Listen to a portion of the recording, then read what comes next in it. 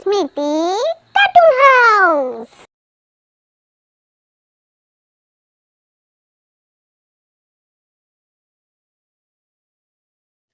Hello বন্ধুরা, আজ আমি আবার এসে গেছি একটা নতুন গল্প নিয়ে। আজ এনেছি এক রাজার গল্প। চন্দনপুর নামে একটা রাজ্য ছিল। সেই রাজ্যের রাজা ছিলেন রাজা সৌম্যজিৎ। মহারাজ সৌম্যজিৎ ছিলেন খুবই প্রজাবৎসল রাজা। তার রাজ্য ছিল শস্য শ্যামলা। তার রাজত্বে সমস্ত রাজ্যবাসী খুবই সুখে শান্তিতে দিন কাটাতেন। প্রজাদের যে কোনো বিপদে তাদের পাশে গিয়ে দাঁড়াতেন মহারাজ সৌম্যজিৎ। মহারাজ, আমারে বাঁচান। কেন, কি হয়েছে তোমার? মহারাজ, আমার ছেলেটার বড় অসুখ, খুব কষ্টে ওর চিকিৎসা করাচ্ছি। মহারাজ, এইবারের মতো আমার খাজনাটা মুকুব করে দেন মহারাজ, নাহলে ছেলেটাকে বাঁচাতে পারবো না মহারাজ। ঠিক আছে, তুমি এখন এসো।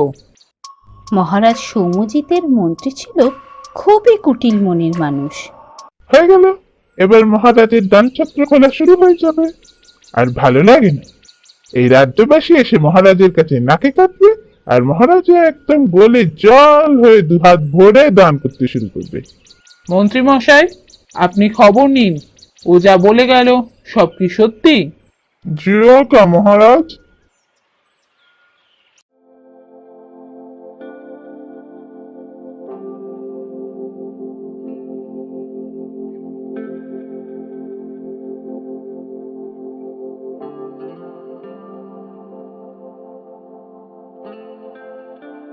কি হে রামু চাষি, কোথায় যাচ্ছ?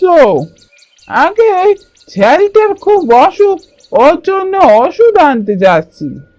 তা রামু চাষি, তোমার কাছে এত টাকা আসছে কোত্থেকে? খাজনা দিও, ছেলে এমন চিকিৎসা করাচ্ছ, কি ব্যাপার বলো তো? না গো রামেন ভাই, মহারাজ এবারের খাজনা আমার মুকুব করে দিয়েছেন।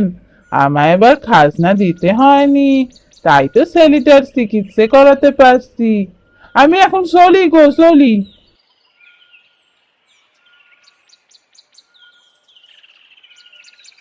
আরে, এ তো দারুণ বুদ্ধি। সত্যি আমাদের মহারাজ তো খুবই দয়ালু। আমিও মহারাজের কাছে গিয়ে কোনো বাহানা করি, তাহলে যদি আমারও খাজনাটা মকুব হয়ে যায়, ভালো হবে।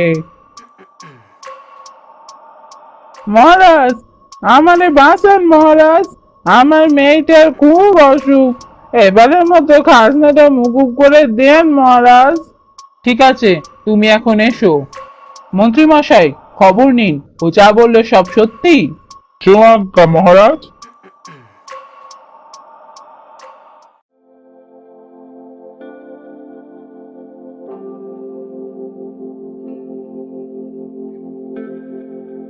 মন্ত্রী মশাই, কাল রাজ দরবারে যে এসেছিল তার মেয়ে কি সত্যিই অসুস্থ? আপনি খবর নিয়েছেন? আগে হ্যাঁ মহারাজ, খবর নিয়েছি। ও মিথ্যা কথা বলেছে, ওর মেয়ে সুস্থ আছে। কি? মিথ্যা কথা বলেছে? মিথ্যে কথা বলে রাজকর ফাঁকি দিতে চায়? ওর কাছ থেকে দ্বিগুণ রাজকর আদায় করা হোক।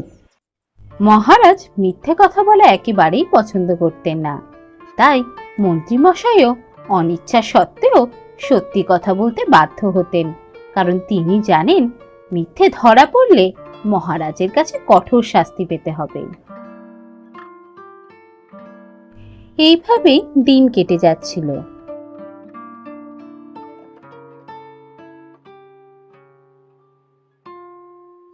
একদিন হঠাৎ রাজদরবারের এক সদস্য এসে মহারাজকে জানালো, মহারাজ, আপনাকে একটা কথা জানাতে এলাম। কি কথা বলুন? মহারাজ, মন্ত্রী মশাই রাজ্যবাসীর কাছ থেকে জোর করে কর আদায় করছেন।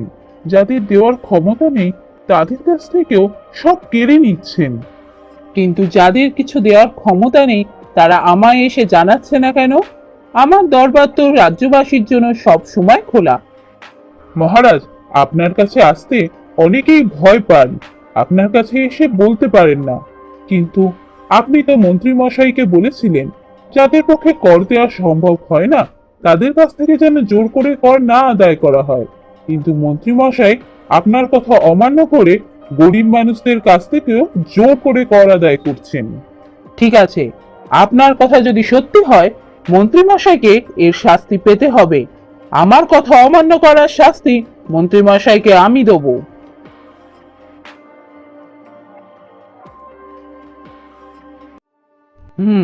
দেখছি রাজ্যে অরাজকতা চলছে, আমার অজান্তে অনেক কিছু ঘটছে, আমাকে দেখতে হবে। আমি বরং ছদ্মবেশে রাজ্য পরিদর্শনে বেরোবো। আমি জানতে চাই আমার রাজ্যবাসী কেমন মনের মানুষ, সত্যিই কি এরকম অরাজকতা চলছে? এরপর মহারাজ এক ভিখারির ছদ্মবেশে রাজ্য পরিদর্শনে বেরোলেন। কে শ্যামচাষী, তোমায় যে বলেছিলাম আজকের মধ্যে আমায় গিয়ে রাজকর দিয়ে আসবে। মন্ত্রী মশাই, এইবারের মতো আমায় মাফ করে দিন না, আমার কাছে কিচ্ছু নেই। মেয়েটার বিয়ে দিয়েছি, আমি পুরো নিঃস্ব হয়ে গেছি, আমি এবার কর দিতে পারবো না, আমার কাছে কিছুই নেই। তোর মেয়ের বিয়ে দিয়েছিস তো আমি কি করব? তা বলে কি রাজকর দিবি না? আমি যদি রাজকর না পাই তোর কাছ থেকে কেড়ে নিয়ে আসবো। দেখছি মন্ত্রী মশাই আমার অজান্তে রাজ্যবাসীর উপর জুলুম চালাচ্ছে। আমার কথা অমান্য করার শাস্তি মন্ত্রী মশাইকে পেতে হবে। ঠিক আছে, কিন্তু খুব শরীরটা খারাপ করছে, খুব জল তেষ্টাও পেয়েছে। আমি বরং ওই গাছটার নিচে গিয়ে একটু বসি, একটু বিশ্রাম নিয়ে রাজবাড়ি ফিরে যাব।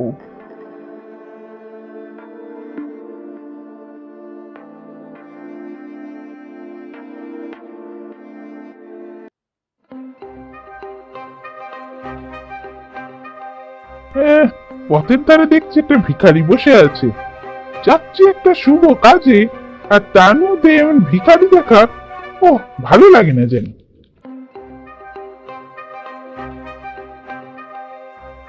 মন্ত্রী মশাই, রাস্তার ধারে এরম একজন অসুস্থ ভিখারিকে দেখে মুখ ঘুরিয়ে অপমান করে চলে গেল। ছি ছি ছি, আমার রাজ্যে মন্ত্রী মশাই এত নিষ্ঠুর।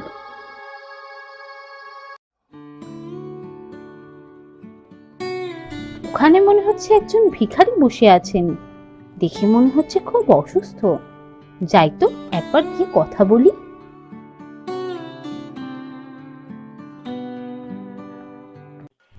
আপনার কি খুব শরীর খারাপ করছে?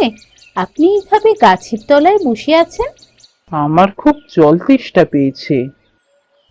এই নিন, আমার কাছে জল আছে।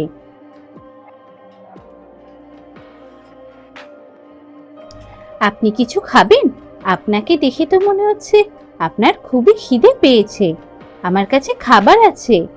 না না, আমার খাবার লাগবে না, আমার ভীষণ জল তেষ্টা পেয়েছিল। তুমি কে, আর জল খাবার এসব নিয়ে কোথায় যাচ্ছ? আমার বাবা জমিতে কাজ করছেন, আমি বাবার জন্য জল আর খাবার নিয়ে যাচ্ছি। কিন্তু সে জল তো তুমি আমায় দিয়ে দিলে, খাবারও আমাকে দিতে চাইছো, তাহলে তোমার বাবার জন্য কি নিয়ে যাবে? আমি বাড়ি ফিরে গিয়ে বাবার জন্য জল আর খাবার নিয়ে আসবো। আপনি চাইলে খাবার খেতে পারেন। তোমার নাম কি? কোথায় থাকো তুমি?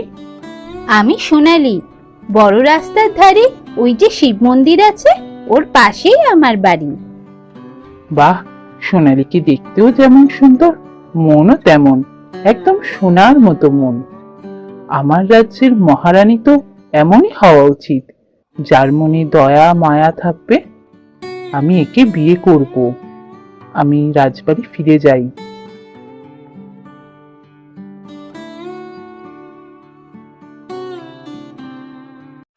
মন্ত্রী মশাই, আপনার বিরুদ্ধে অভিযোগ আছে আপনি রাজ্যবাসীর কাছ থেকে জোর করে কর আদায় করেন, যাদের দেওয়ার ক্ষমতা নেই তাদেরকে ভয় দেখিয়ে কর আদায় করেন। এসব মিথ্যে মহারাজ, আমি কোনোদিনও কারোর কাছ থেকে জোর করে কর আদায় করিনি। মন্ত্রী মশাই, আপনি খুব ভালোভাবে জানেন মিথ্যে কথা বলা আর আমার কথা অমান্য করা আমি একদম সহ্য করতে পারি না। তা সত্ত্বেও আপনি আমার সামনে দাঁড়িয়ে মিথ্যা কথা বলছেন, আমার কথা অমান্য করে কাজ করেন, আবার আমার সামনে এসে মিথ্যা কথা বলেন। মহারাজ, আপনি বিশ্বাস করুন, আমি আপনাকে মিথ্যা কথা বলছি না।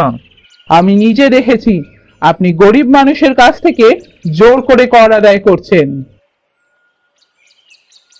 আমার কথা অমান্য করা, আমার সামনে এসে মিথ্যা কথা বলা আর রাজ্যবাসীর ওপর জুলুম করার শাস্তি হিসাবে আমি আপনাকে মন্ত্রী পদ থেকে বরখাস্ত করলাম। মহারাজ, এমন করবেন না মহারাজ, আমি ভুল হয়ে গেছে, এবারের মতো আমায় ক্ষমা করে দিন মহারাজ। আপনি যদি এক্ষুনি এই রাজবাড়ি ছেড়ে বেরিয়ে না যান, তাহলে আপনাকে কারাগারে বন্দি করতে আমি বাধ্য হব।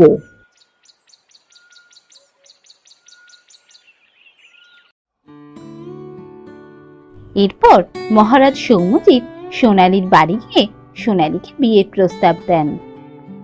এরপর শুভ দিনে সোনালীর সাথে মহারাজ সৌম্যজিৎ বিবাহ হয় এবং তারা সুখে শান্তিতে দিন কাটাতে থাকে।